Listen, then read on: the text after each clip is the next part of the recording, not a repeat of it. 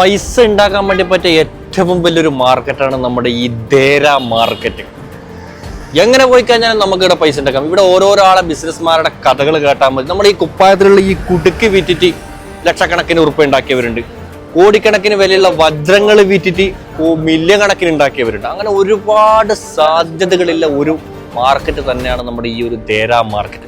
ഒന്നും വേണ്ട, 5 റുപ്യ ഉണ്ടാക്കണം നിങ്ങൾക്ക് ഈ ഇവിടുത്തെ സെക്കൻഡ് ഹാൻഡ് മാർക്കറ്റിലേക്ക് ഇറങ്ങിയാൽ മതി. നമ്മളെ കൈമയിലെ പഴയ അല്ലെങ്കിൽ വീട് ഷിഫ്റ്റ് ചെയ്യുന്ന സമയത്തോ എന്തെങ്കിലും പഴയ ഷൂവോ പ്ലേറ്റോ പാത്രമോ ഫർണിച്ചറോ എന്ത് തന്നെ ഇവരെ കൊടുത്തു കഴിഞ്ഞാലും നമുക്ക് 5 റുപ്യോ 10 റുപ്യോ 15 ദിർഹംസോ എങ്ങനെ ആയാലും നമുക്ക് കിട്ടും. 5 10 ആവും 10 15 ആവും 20 25 ആവും. അങ്ങനെ തന്നെയാണ് പൈസ ഉണ്ടാക്കാൻ വേണ്ടി പറ്റുക.